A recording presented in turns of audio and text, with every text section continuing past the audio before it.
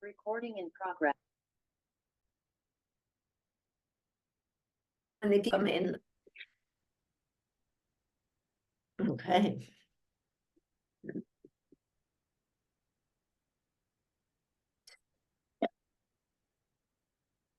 Just two. Here we go.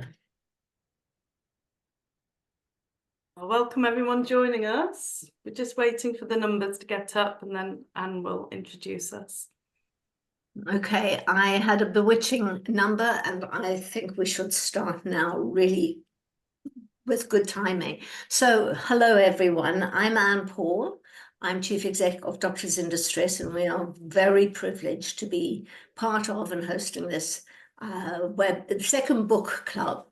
I'm going to introduce you to Dr. Helen Garr, and then she's going to take it away and introduce our amazing speaker for this evening. What we'll do is we'll ask you please to put as many comments and questions, ideally in the Q&A box, so that we don't have the speakers disrupted. But actually, it's a book club, so if you want to put something in the in the chat, just do it, and I'll try and make sure that as many of your comments and questions are answered as we go along. So Helen, may I introduce you? Helen Garr is Medical Director of NHS Practitioner Health and an all-round wonderful person.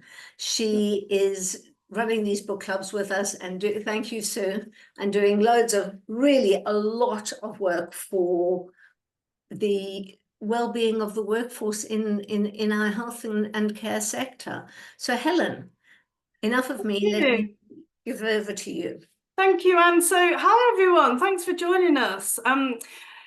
It's cameras off tonight, which means you can crack on, make your tea, hoover your lounge, whatever you need to do.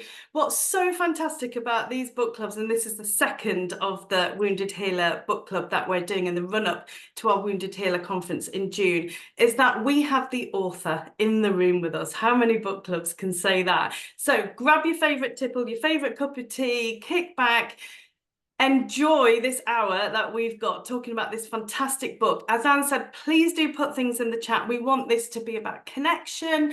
We want this to be a laugh. We want this to be fun. So put your things in the chat. Even when we're talking about difficult topics, we want you to be involved, and Anne will read your questions out. So tonight I have with me Dr. Sue Elton, who joined us at the last book club. Sue Elton is a GP up in Yorkshire and one of our regional clinical leads for NHS Practitioner Health. And then we have, drumroll, Dr. Benji Waterhouse. I am genuinely starstruck to have you here tonight, Benji. So Benji is author of this fantastic book that we're reading tonight, and you can see mine's been read twice at least. It's very well thumbed. He's #2 in the Sunday Times best-selling author list, and after tonight we're hoping he'll get to #1. He's a consultant NHS psychiatrist and also sellout performer at the Edinburgh Fringe, and has got a fantastic show coming up this August. Welcome, Benji. Thank you for joining us. Thanks for having me, Helen. Lovely to be here. You're very welcome. So before we start, I know that many of you won't have had the opportunity to read Benji's book yet because it's only just come out. So if you haven't grabbed a copy, get yourself on Amazon or your favourite bookstore, get your copy ordered, because I can tell you it is so worth it. This really ought to be mandatory reading for anyone either using the NHS or in the NHS. So I started reading this book, Benji, on an aeroplane, and I'm such a tightwad. I don't pay to sit next to my friends on an aeroplane. So I sat on my own next to a stranger, started reading this book and laughed out loud from page 1, out loud, and people were looking at me thinking, what on earth is she reading? It was one of the funniest things I have read for years, and the reason it was so funny was pretty much every page I was, yes, I've been there, I get this, my family or friends have been in hospital and experienced this, I've experienced this as a doctor. I just identified with it so much. But throughout the book, which is full of compassion, and it's a story about what it is to be human and love, there's humour. And before I hand over to you, Benji, one of the first things I read that made me laugh out loud, and to give you an idea of the humour that's in the book, I hope it's okay to read this, it was a quote that Benji had written as, humour is widely acknowledged as the best medicine. Although for chlamydia, it's still medically preferable. Penicillin is still medically preferable to a knock-knock joke. That absolutely made me laugh out loud, and that gives you a flavour of this book that's permeated with humour. So I'm going to hand over to Benji, and I'm going to ask Benji to start us off by reading us a section from the book to get us going, and you're going to read us starting from page 244 in the book about your experience of going to your GP. Yeah, thanks, Helen. Several months ago, I booked myself in for an emergency GP appointment. I deliberately didn't disclose on the form that I was a doctor because I just wanted to be a patient. First name, said the disinterested receptionist sitting behind the desk. You get a warmer welcome in Pret-a-Manger than some NHS services. Benjamin. Surname, Waterhouse. Having briefly worked in general practice as a junior doctor, I knew what she was doing, completing 3 boxes which pinged through to the GP's computer beforehand. I was ready for her final question. She slurped from a giant can of energy drink. Emergency reason you need to see the GP, she said louder than before. Depression, I whispered. She bashed the keyboard, typing it aloud as she went. D-E-P-R-E-S. How many S's are there in depression? A patient behind me in the queue helpfully chipped in with 2, as though we were playing surgery Scrabble. Then I went to sit down. Like a train station's departure board, our names appeared on the waiting room's electronic screen. The receptionist seemed to have accidentally entered the reason they're seeing the GP into the surname box and vice versa, because up pinged Trevor Hemorrhoids. Surprisingly, it was impeccably spelt. An old man who had been standing beside his chair until then shuffled onto room 2. I alerted the receptionist to the error, as I didn't much fancy being introduced to the whole waiting room as a Benjamin Depression. When it was my turn, I ended up in front of Dr. Smith. How can I help? He asked his computer. I'd come because I wanted to try Prozac, just something to boost my supposed serotonin factory settings and get me out of bed and into work in the morning. Despite prescribing it hundreds of times, I'd only recently considered it for myself. Medications were for patients, not doctors. Medics don't like being told the answers by patients, so I played dumb as I listed off my symptoms. It was all going fine until he inquired about work stress and asked me my occupation. Panicking, I said, ski instructor. I can't ski. Sounds fun, Dr. Smith said. Yeah, but I'm not enjoying it anymore, and sometimes I think about ending it. Skiing? No, right. It was the first time I'd ever really admitted to having suicidal thoughts to anyone apart from my therapist. I've always had the impulsive, self-destructive thoughts of my mum, the ones which goad me to kill myself for as little as not receiving any texts. Nobody likes you, you're such a worthless piece of shit, but there is one thing you could do. All that crap. The thoughts always enter my head involuntarily like unwanted guests, and I try not to let them get too comfortable or properly come inside. They just hover on the landing, still with their shoes on until I can kick them out. But they'd been forcing entry more frequently recently and started to sound more appealing, which, in anyone else, I'd probably think was depression. I need to pitch it just right with Dr. Smith, though. Depressed enough to get medication, but not so depressed that he referred me to my local mental health team. Imagine picking up a referral for myself. I don't think about ending it in a definite way, I clarified. And I've never actually done anything, but just kind of what's the point, you know? Dr. Smith looked at me for the first time. He had brown eyes, tired ones. I do know, he said. I tell you what, lots of things can cause tiredness. Let's get some bloods. I don't immediately pull up my jumper sleeve, but then worried I was overplaying the patient role to pretend I didn't know how doctors got blood, as though they just waited for women to menstruate or punched men on the nose. Roll up your sleeve, please, he said. One sharp scratch later, he was clasping the blood samples which he hoped held the answer. But the whole mystery of mental illness is its invisibility to medical investigations. I knew he was hoping to discover an organic cause for my symptoms, something like anemia or an underactive thyroid, those things which can be so easily treated. He handed me a crisis team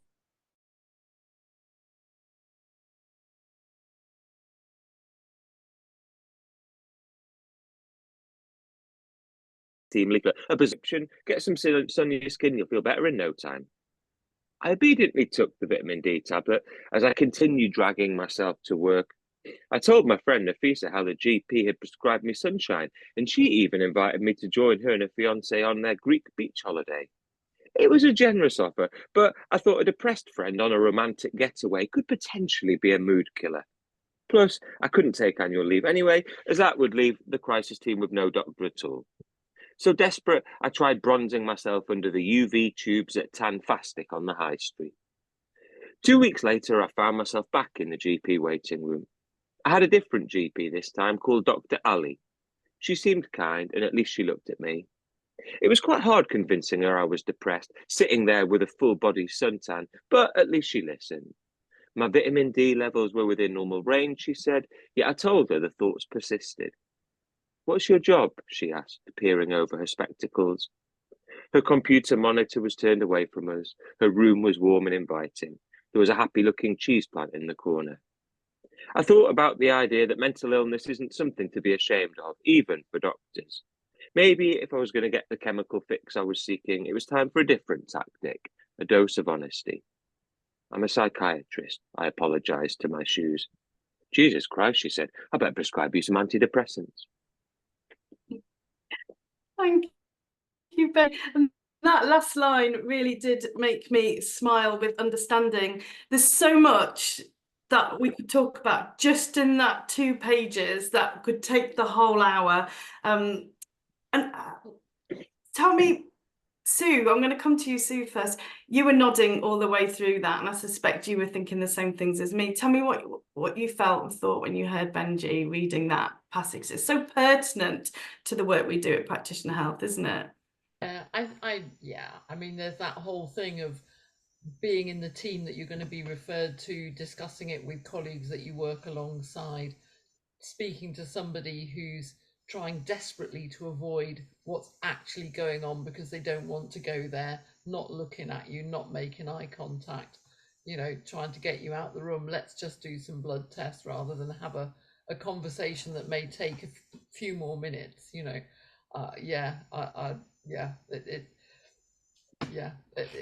I found it sort of pull your heart out through your nostrils time. It was gut-wrenching. Yeah, and so many layers there that doctors who actually start off, we all go to medical school and we go to our medical school interviews. Why do you want to be a doctor? Well, because I want to help people, because I care. And then we see this all the way through the book, Benji, don't we? People starting off like that. And you talk about turning down the empathy dimmer switch later on in the book as a mechanism to survive. And I think that's what we were seeing in that first GP. But what we also see is you as a doctor and as a patient struggling to get help. And as a human being, because there's that whole, I'm a ski instructor, I don't want to say I'm a doctor. So that whole sense of self and identity as a doctor and what that means and those expectations and everything, can you not just pretend you're not a doctor for 5 seconds and be seen as a human being, or at least as a ski instructor? But, to tell a ski instructor that presumably works outside all the time, they need a bit more vitamin D. You just think, seriously, it just, it was, I used to tell people I was a trapeze artist.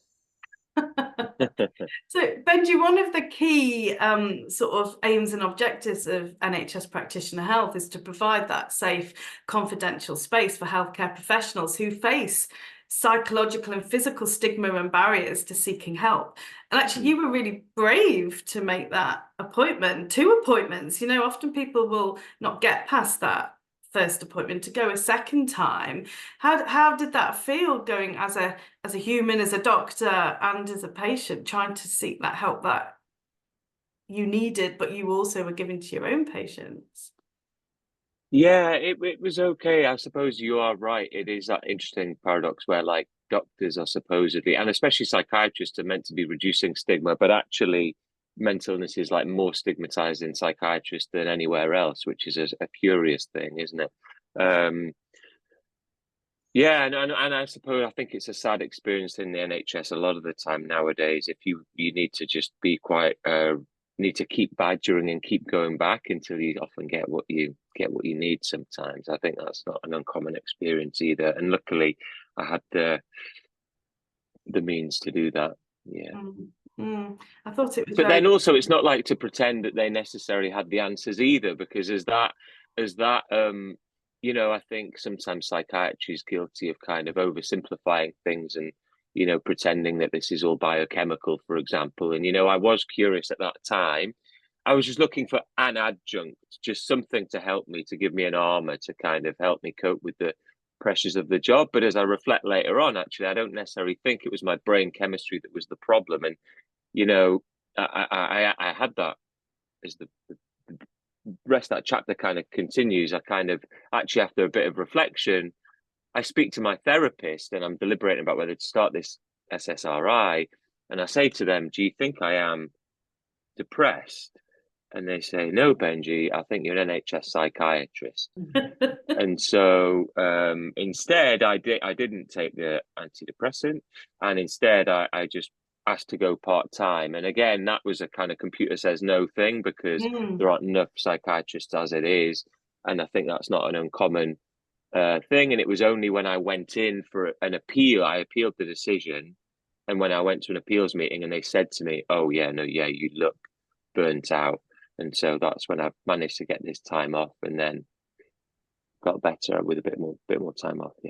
Yeah. But for me, that's an oxymoron, because the whole process actually took you down a worse route. You had to get burnt out and look burnt out before you actually got needed. And for a psychiatrist, for a doctor, and for a psychiatrist, that's just hard enough. But listening to you talk about it, I think it's just not acceptable. And I think what's even more pertinent is you didn't go off sick, so you recognize you needed time off. You talked about, actually, I can't take a referral for myself into the team. I can't go off because the crisis team will be one doctor down.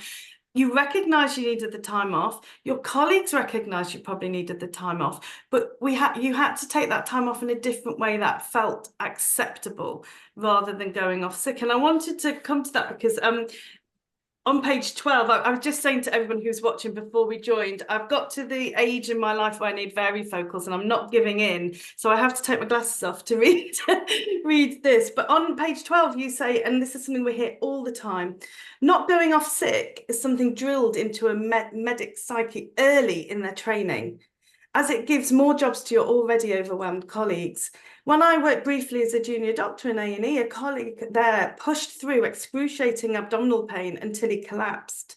On the plus side, if you're going to work through appendicitis until your gunky appendix ruptured, you could do worse than to do so 50 yards from the operating theatres. He finished off his paperwork from his hospital bed. And now I've no doubt there's no artistic license there, because I also know of doctors who've pushed through knowing for a fact they've got appendicitis, doctors with meningitis, doctors who've gone to work and told me they were thinking about ending their own lives, and they finished their shift first, because that's almost that unwritten medical curriculum that we're taught from day one, is that we don't go off sick. And if we even recognise we do need time out, we need a cover almost in order to get out. I don't know if that rings true. Can I just read you something? Sorry, Benji, but something that was very pertinent, not really a question. Your experience is, I'm sure, not unusual. Battle-weary staff breaking and others unable to empathise. That's if someone can get an appointment in the first place. And with an actual GP, if your first shot over the bowels doesn't work, you might fall by the wayside. Thank goodness you had the fortitude to go back.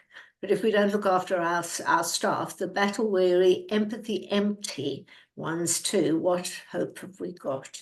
And that's why I so loved your book, because it takes all these really very heavy, deep subjects and does it with such a light, elegant touch. It's a real hall of mirrors, you know. And I was just thinking, oh, this could be a film by sort of Danny Boyle or Ken Loach. I'd really like to see that.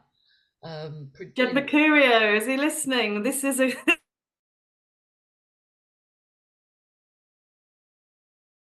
this is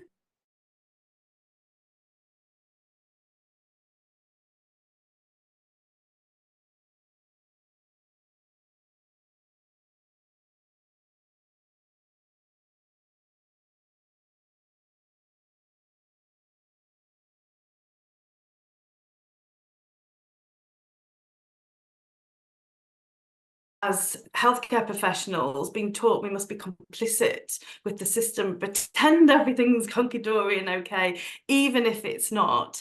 So if we could ask you, Benji, to share with us from page 118. Sure. Before starting a new job, each year trainees must meet with a so-called educational supervisor to review their progress. You almost look too young to be a doctor, Dr. Patel jokes in the staff kitchen while making 2 enormous cups of coffee, and I'm glad she's too short to see my bald patch. Either the trainees are getting younger or I'm getting older, and please, none of this Dr. Patel business, call me Sita. We go through to her office where there's an abstract Matisse print on the wall and a spider plant in the corner. We sit down and she gathers a wad of papers and knocks their ends on the desk to align them, with me wondering how she's going to get through them all in my 30-minute slot. So Benjamin, how's your first year been as a psychiatrist? This is the annual dance that doctors have to do, going through the motions, jumping through the right hoops to get signed off to progress to the next stage of training. How has my first year been? Well, I'm doubting everything and live in constant fear of making a fatal mistake. Good, thanks, I say. There's an unwritten rule in these reviews that the doctor will say they're managing, even if they're not, and the assessor will play along, despite having been through it all themselves and knowing full well how shit it is. Pleased to hear it. And has the workload been manageable, she asks. It's 7:30 a.m. and we've had to squeeze this meeting in before my 12-hour on-call shift starts, so I'm pretty sure she knows the honest answer. She hovers her pen over the yes box anyway, knowing what I'm going to say. Below the no option is just one dotted line for comments, presumably to limit any complaints that are made. I think of all the evenings working late, the admin done at home in the evenings or at the weekend, the on-calls and the extra on-calls we inherit when people start leaving. It's a given that you just have to fudge your timesheet and say that you never work late to comply with the European Working Time Directive of a maximum 72 hours so that your employer doesn't look bad. When I worked in surgery, one lad made a fuss, told it like it was, a noble whistleblower speaking truth to power. They failed him. The workload has been fine, yes, I say, along with a completely unintentional yawn. Thank you. And I think there'll be a lot of people nodding away at that. And I wonder how that unwritten curriculum and that expectation that we're complicit with the system contributes to the burnout that we see and the moral distress and the moral injury that we see, that we don't feel able to say what's really going on. You talk about it a little bit later in the book, Benji. You talk about you went to the canteen after your night shift and the jolly canteen lady says, "Good morning, love, how are you?" And you said, these small acts go a long way after an exhausting shift. But I look at her now and a part of me wants to snap and ask what she's so effing cheerful for. How am I? I don't know what the F I'm doing. I don't know what the F I'm doing. I don't know what the F I'm doing. I don't know what the F I'm doing. I'm good, thanks. How are you? And I wonder how many of us have that internal monologue where people ask us how we are or how we're doing, and actually, I'm good, thanks. We don't feel able, for whatever reason, to say when things are difficult. Do you see much of that, Benji, in your NHS work? Does that feel something that you see across the board? It's certainly something I see. Yeah. I mean, I suppose we're talking more. I generally work in more kind of emergency psychiatry now, where it's usually more kind of top shelf madness, I suppose, to use an old-fashioned word, where people are really unwell and have kind of been brought in by police. So this is a bit more kind of mild to moderate stuff. If it's even classified as mental illness, it's debatable whether it even is, or it's just, working in a healthy environment. And but yeah, certainly I know there's a story, and they're in the book, where I visit someone a banker in his home who his GP is very concerned about, and he says he's fine, and I'm sort of hot, and it's just been a mix-up, and I'm halfway out of the door when I realise I need the toilet, because he gave me a coffee and it's gone straight through me. And I ask if I can use the toilet just before I leave, because I'll be on home visits the rest of the morning, and he reluctantly agrees.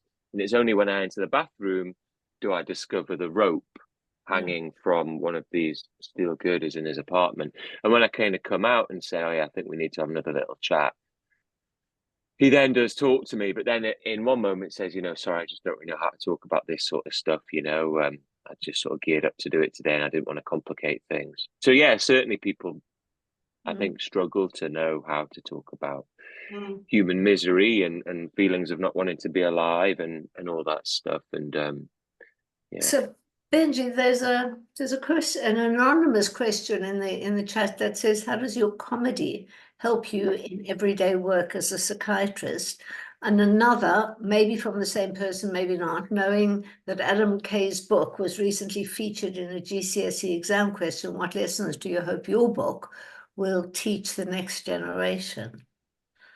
While you're talking about how difficult the conversations are difficult enough when you're talking to a psychiatrist. So yeah. Well, I think there is certainly, I think humor can be a Trojan horse for helping people to kind of talk about these things, because I sort of sense if you'd written a book all about schizophrenia and suicide without any lightness, not that many people would read it. And so, you know, I guess Adam Kay is a good example of getting his ideas, or our, in this case, more mental health kind of agendas into the mainstream in a tolerable way.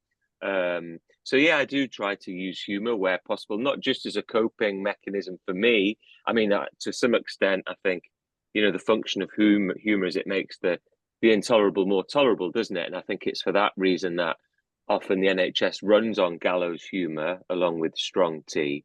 And so yeah, that's the way that I use humor, but I do also use it with patients where appropriate as well. And I think that's can be quite helpful and in helping to develop a therapeutic relationship. And we know a lot of the time, you know, that's as important as anything, you know, in having patients engage and, you know, go along with management plans and stuff like that.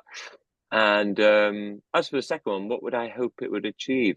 I guess one of the things I wanted to do was to give more serious mental illness a kind of voice in the mental health conversation, which tends to be dominated by much milder, more palatable things, you know.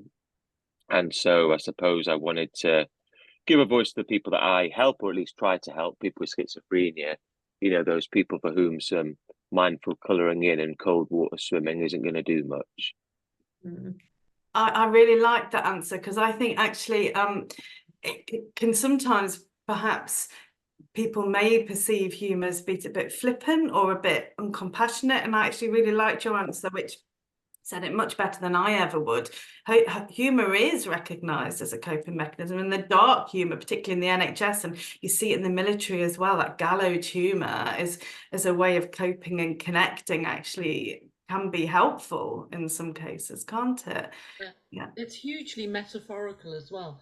I mean, I love the bit where you were trying to give a thank you present to your team of the cactus, and then they said, oh, and I realized we've not given you a present, and they give it right back to you. And that whole cactus as a metaphor of the work that you're doing, and, you know, and being part of a team, and how hard it is in so many different ways.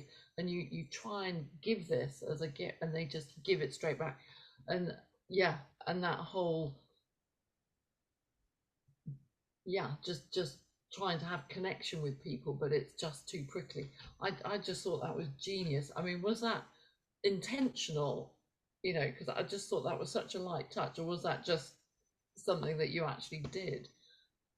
Way too much. Yeah, I mean, in that instance, it is a sort of metaphor, isn't it? I have had plants and stuff, like what was true about that is, yeah, I used to have this windowless cupboard room, and my secretary was more concerned that I had a plant in there that wasn't getting any natural light.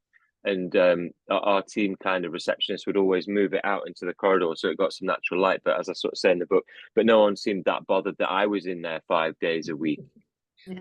I love that bit, and actually it reminded me of when I was a junior doctor, and this would be familiar to anyone who's worked in the NHS, where you'd get somebody's kidney function back and they were going into acute kidney failure, and actually yours were probably worse than the patients you were looking after, because you hadn't had time to have a drink or go to the toilet.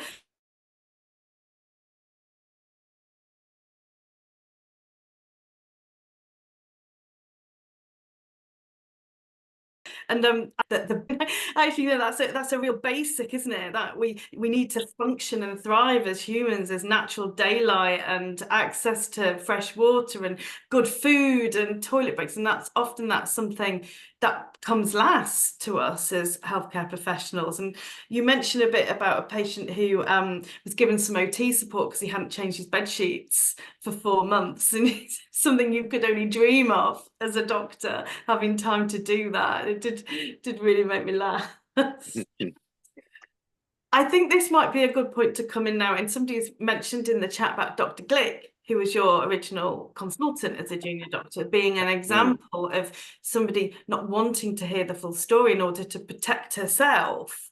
And I think that's something, this whole putting barriers up around us to protect ourselves. And your phrasing was wonderful, this turning down of the empathy dimmer switch. I just thought that was amazing, which sort of exemplifies what happens to a lot of healthcare professionals in medicine, that we have to do that in order to survive. And I wondered if you could read us a passage that speaks to that, and that's from page 187, which looks at Dr. Glick and the effects of working in difficult conditions and the barriers we put up. So it starts with, this morning I had my end of year review. Thanks. This morning I had my end of year review with Sita. This time she didn't tell me I looked too young to be a doctor. We discussed specialising in general adult psychiatry next year when I'll be a registrar. Despite not seeing me do much more than not fall off my chair in team meetings, my boss, Dr. Cotton, has written me an excellent report, presumably so I don't dob him in for being a shit supervisor. No one had sent a reference from Daffodil Wood, but Sita said that was probably because Dr. Glick was off sick. Stress, apparently. I couldn't imagine such a thing. Sita kept calling her Eva, too. I'd never heard anyone call Dr. Glick that. I admitted to finding her quite uncaring, which visibly surprised Sita. They'd trained together, and apparently Dr. Glick always stayed late, worked weekends, emailed patients' relatives, did anything she could to help. Ironically, the last time I saw her was when she taught a session during lunchtime teaching entitled Surviving as a Consultant Psychiatrist, and had to end it prematurely because of an emergency on Daffodil Ward. Sita was drinking from her "you don't have to be mad to work here, we'll teach you" mug. It didn't seem so funny now. I shrugged off the terrifying thought that Dr. Glick maybe wasn't a monster, but rather a product of the system. I love that. I really like that, because all the way through we see Dr. Glick and think of her as being a little bit sort of uncaring or unsupportive, and actually she's become this product of the system. And I wondered, what your take on that was, Benji, because I sort of saw a bit of a journey with you in the book from the start, from this idealistic, compassionate young doctor. And when we met earlier to talk about the webinar, I talked about, there's a section with your patient Malcolm, and you're trying to get him into this gardening group because he's got an interest in gardening, and of course we all know that getting outside in nature is really good for the soul. And you hit some resistance to getting him in because of his diagnosis, and you advocated for him and got him in. And when I read that, I literally was, yes. I was so, but then later on in the book you talk about taking a referral from the in the crisis team, a referral about somebody who's jumped off what's known locally as Suicide Bridge, And depending on which side of the bridge they jump off, depends which postcode they land in. And if it's one side, it's your crisis team, it's another side, it's a different crisis team. And anyone who's ever had to make a referral to the crisis team will know the first question you're asked is, what's the postcode? And you're both on the end of the phone, one really praying you've got the right postcode, and the other side potentially hoping it's the wrong postcode. And I just wondered if, when I read that bit, a bit of that had happened to you, your empathy dimmer switch might have turned down a little bit by nature of working in the system.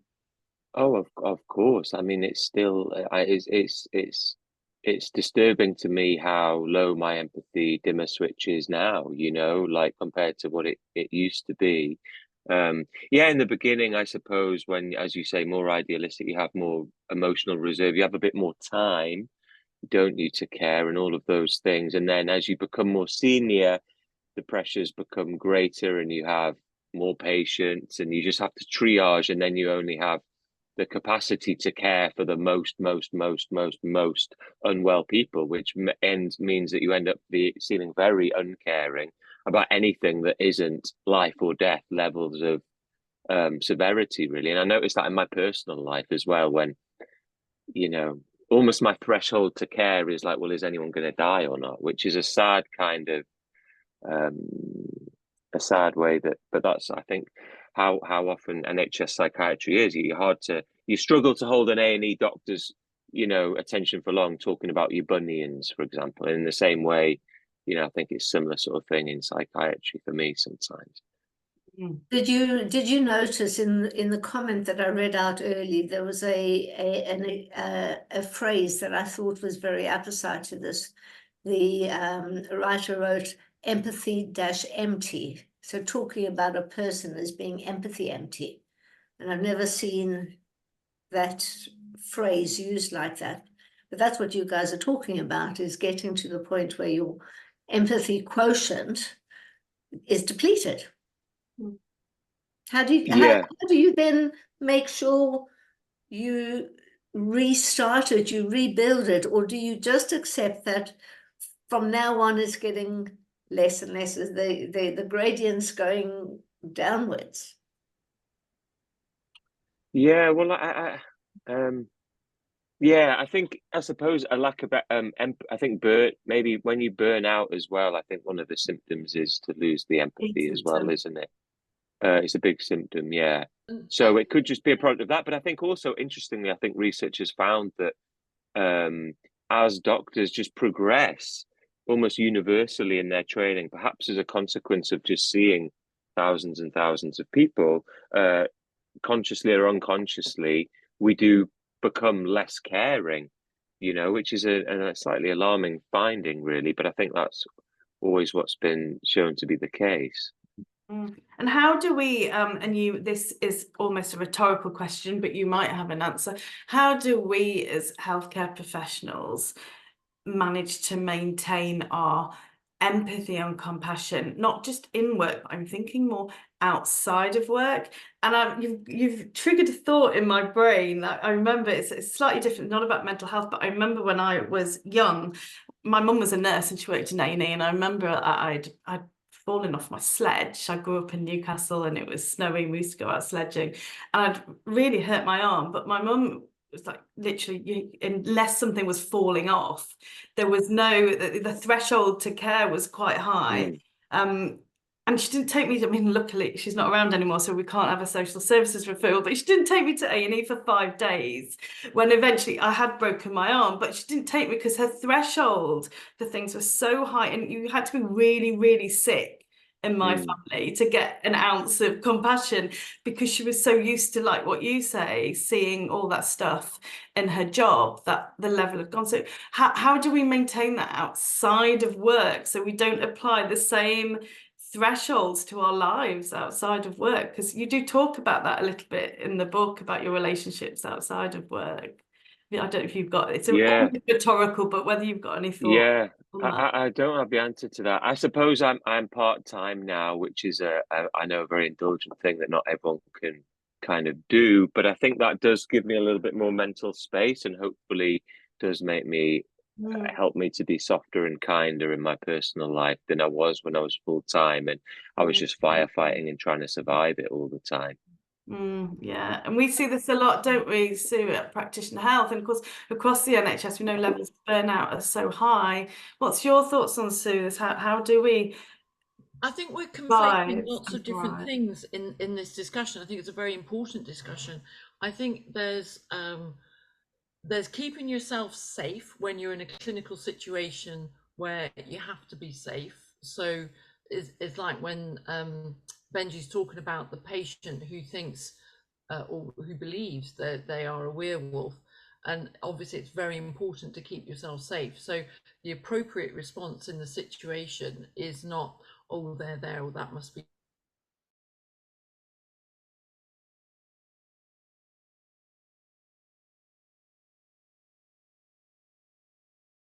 very, the appropriate response is to keep, are people just better at dissociating so that they can focus on what's in front of them? Are they having emotions which actually are not necessarily useful or just expand energy in that situation, but actually they're very empathic and they really, really care and they want their patients to do really, really well? And this is also obviously why we can't be doctors to our own relatives. So I think there's a huge number of things that sort of get conflated in that, and actually you're talking about lots of separate things. I think with clinical acumen you just get more efficient, which is very different to losing empathy as well. Thank you, Sue. And I can just see in the chat, if Anne doesn't mind me reading out, that somebody's commented, indeed, that's why psychiatrists could retire at the age of 55 from psychiatry. The mental health status mentioned in the book, which was discontinued about 18 months before this particular commenter started psychiatry. And I feel a little bit better now. We've also done the same as Helen says, not really responding to our kids' complaints unless we can tell they're really serious. Thank you for sharing that. We've got some, and I'm going to go to you now, because actually I'm going to shift the discussion a little bit, because I can see some really great questions have appeared in the chat specifically for Benji, which I'm really keen to hear the answers to. So I'm going to shift to Anne to read those questions. Hey, we've covered a lot, and quite a lot of the Q&A has been about comedy and Dr. Glick and the character behind that. Coming to the chat, Maureen, I hope you don't mind me reading this out. Part-time working and a decent work-life balance to replenish the worn-out batteries are key, with a low threshold for time off when needed before empathy has gone entirely. And she thinks, and I have to say for my few pennies worth, I agree, we need to teach this at medical school. Yeah. Do you want to comment on that, Benji? And I'll have a look at what else is on there. Yeah, well, there are some psychiatrists in Leicester who I now have a good relationship with, who are doing work on trying to get empathy, because I always thought it was so tokenistic, in our communication skills, when we were taught how to show empathy or to look like we were caring, without actually ever having to put ourselves in our patients' hospital slippers. And I think maybe a shift to something more meaningful it would obviously help. Yeah. So this is probably a good time for me to do a very small Doctors in Distress plug, because one of the programs that we run and are trialing in some medical schools, and as far as I'm concerned, I would mandate it into the medical school curriculum. It's called Dr. 1 in 4, and it's based on a webinar, but it's a conversation that starts with a doctor who has lived experience of a mental health problem through their life, and talking about and opening the discussion for the medical students so that they can then start talking about how it feels and how to navigate the future in a much safer and healthier way. So that was please, everybody who's on the webinar, have a look at our QR code. Benji, Antonia Moore says, I've started your book and have laughed out loud in recognition, but have had to pause because it's actually so sad.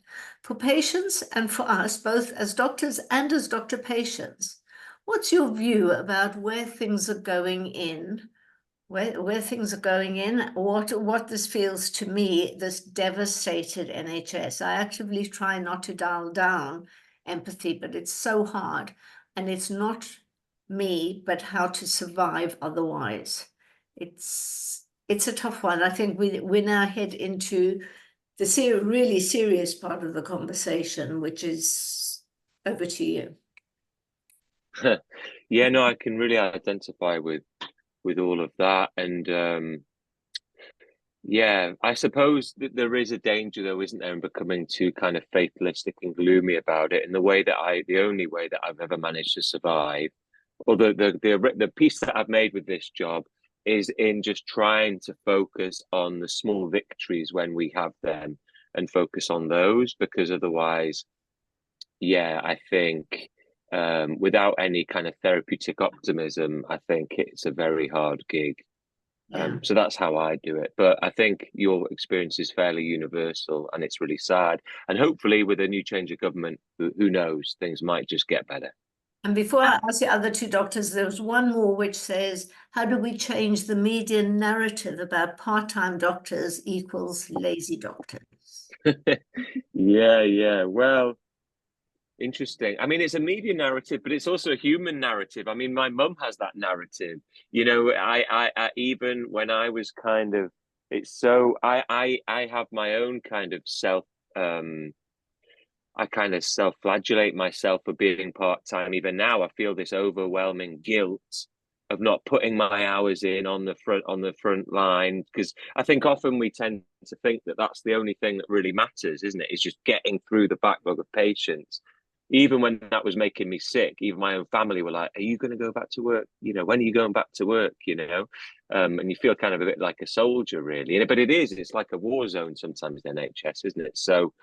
But I think there's, again, this may sound convenient, or it may not really ring true, but I just also remember that thing that people also say, which is that, you know, on aeroplanes, always remember to apply your own oxygen before helping others. And actually, yeah, I am part-time now, and I do feel guilty about that. But I guess I'd like to think I'm probably more used to being a part-time, happy, healthy psychiatrist who has time to also hopefully push helpful messages, than a burnt out, unhappy full-time one.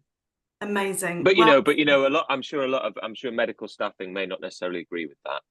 Well, I think I think actually we should print that out, that we're bringing more quality in less hours. But for me, and I don't want to get into this or into any of the politics of it, but for me, I think this narrative within the media and in our own families, I'm the same as you, Benji. My dad talks about part-time.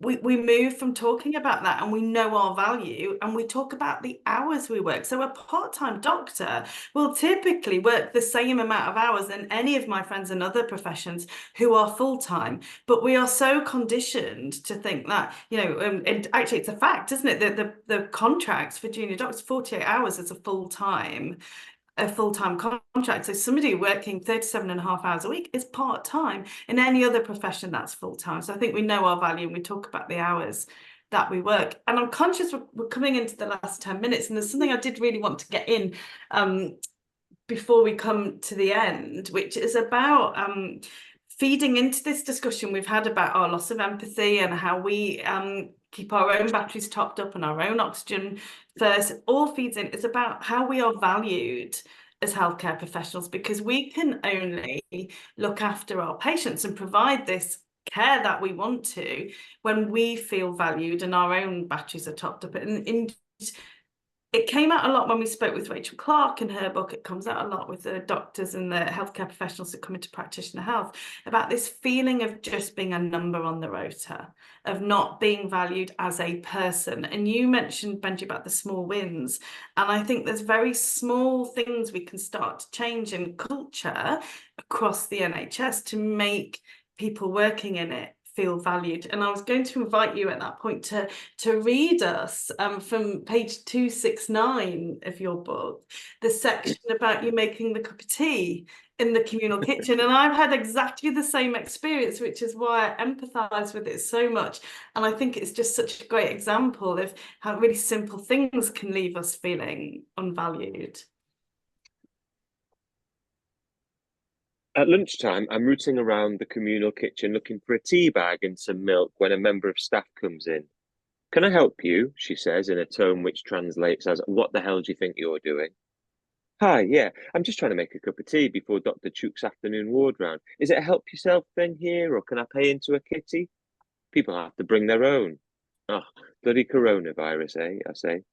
It's not that. We used to have a kitty and people were supposed to put in £1 every month, but it was always the same people paying and the same people not paying.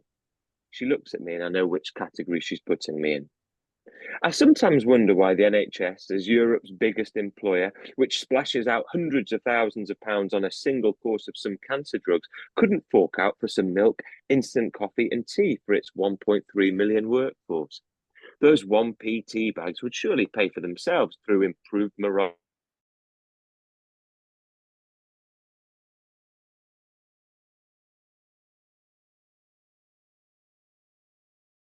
and productivity, and the time I waste. It's a tea bag, and I optimistically think it's for me until she puts it into a mug which has a huge M on the front, prohibiting the other letters of the alphabet from using it.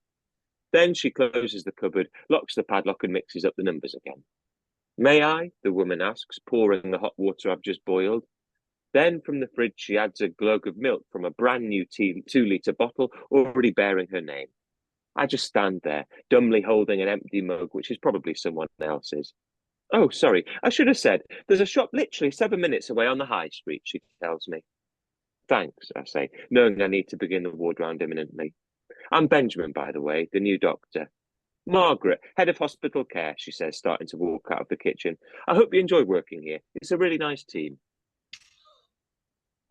It just really made me laugh when I read that, and I'm sure everyone listening to this has had a similar experience wherever they're working, even not just in the NHS. But I just thought that exemplified so brilliantly how it's sometimes the little things can have really big impact, and something like that probably leaves people feeling, am I not even worth a tea bag?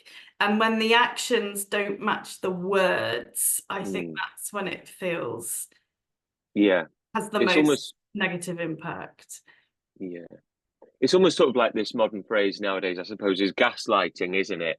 It's when you're being told that it's all a very caring and supportive system, but the actions are very different. And I think that there's a lot of that.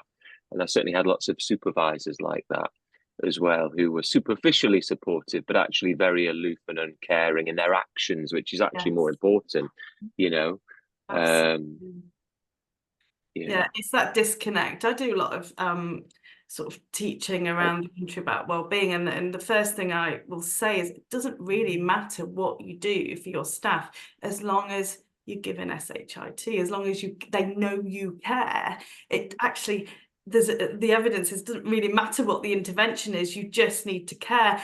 And you talk later in the book about an email that comes out Christmas to say thank you to everyone for their hard work, and it's sent it says Dear X, and it all the names gets mixed up and people get the wrong names, and then they try again later on and they send an email that says to all staff from NHS managers, dear brackets insert name here, so they don't even get as far as putting your name. Season greetings, thank you for all your hard work, and to those of you working tirelessly over the festive period, we look forward to seeing you all in the new year. With very best wishes, NHS managers. Then at the bottom in capitals, do not reply to this email, it will not be read. Really made me laugh, and I think that just those examples just exemplify that how actually really small actions if somebody really does care can make a difference. And if you don't care, you're almost better off not saying those things or doing those things, because it makes people feel. And I'd just like to say there are some lovely managers out there. Yes, absolutely, and ones who get it right, who understand the value of this. Yeah. Before I read out a couple of things, when you're reading the passage about the tea bags and talking about it, it struck me that one can flip something from being so negative so easily to something tiny, like I've got a new starter, I'm going to put some tea bags in the cupboard for the new starter. Or as Angelica says, you should come and work in the north. Benji, I mean, that's where you come from. People would have definitely got you a cup of tea for free, excuse me. And Maureen says, I'm old enough to remember the days when, as a houseman, you worked for a named consultant with a supportive team. We lived in, but there was always tea, coffee, and sandwiches in the mess at any hour of the day, which made the 120 hours a week bearable. Bring back the firm system, I reckon. And doctors' messes. And doctors' Yeah. messes. And from a non-doctor, it's those small things that I think we, as patients across the board, fail to take into account, and fail to look at our medics, doctors, nurses, and all the healthcare professionals as human beings who are caring for us. Look behind the profession and find the person. And it's not difficult to make life just a little bit easier. Sorry, that's my soapbox for this evening. But no, and I totally agree, and I could talk all night about that. I think what comes from, if you've had those experiences, and like Sue said, there's some brilliant managers, brilliant colleagues, but if you've had those experiences, it makes you realise the importance of not carrying on the pattern.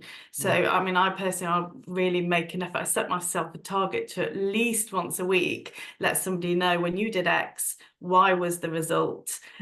It was brilliant to see, thank you for doing that, or when you do this, this is the effect it makes. I love that you do this. And actually just allow people to be seen as a person for the skills and the things that they bring, and allow people to have a cup of tea, which is really important. Now, as I realise we're coming to the end, and to host a good webinar, you need to finish on time. And there's a really, really great question in the question and answers that I think it would just be wonderful to end on, Benji. And it was from an anonymous attendee, and it says, comedy is known as a difficult career choice. What do you find tougher these days?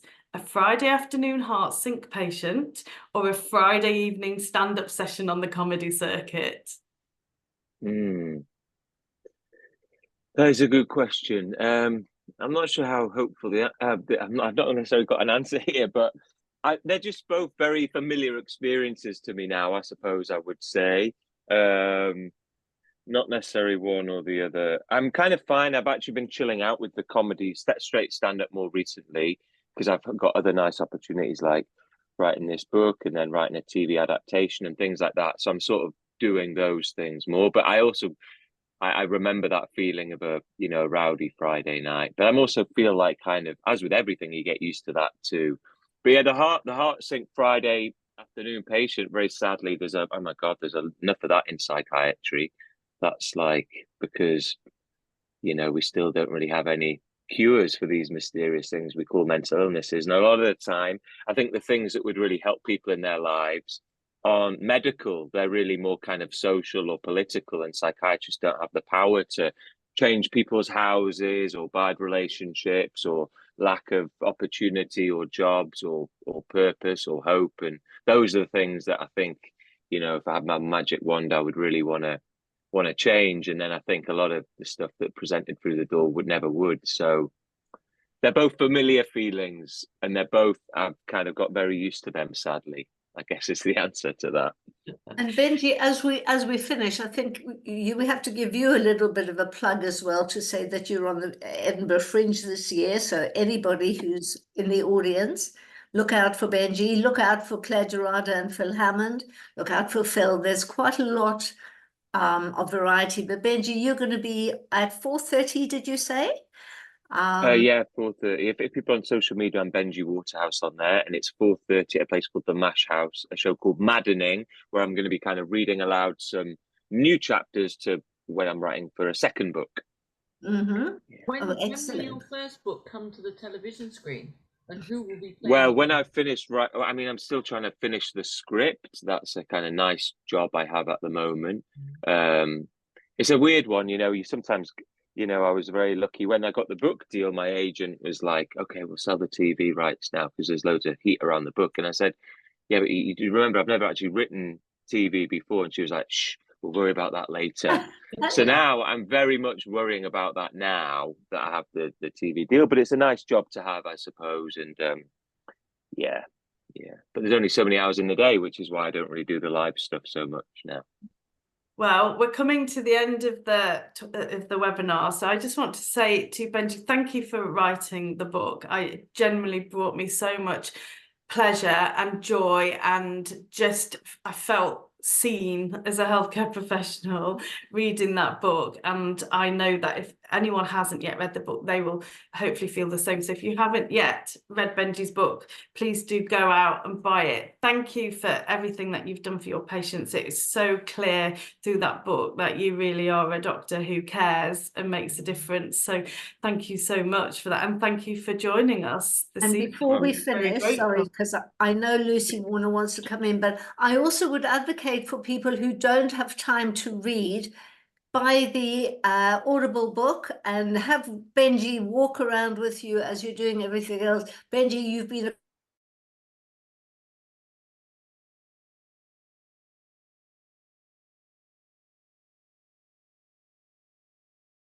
a constant companion for a while. I'd be lots of people saying thank you.